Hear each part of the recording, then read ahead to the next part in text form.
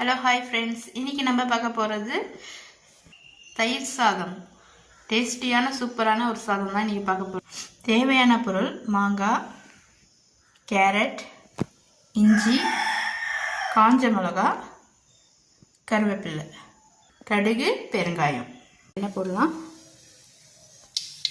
கடுகு,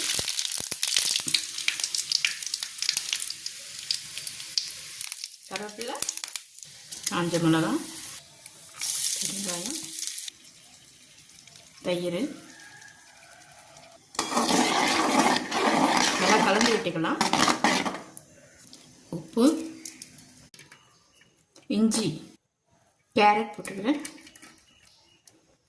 இது மாங்காய், துருவி வச்ச மாங்காய், துருவி வச்ச கேரட், துருவி வச்ச இஞ்சி.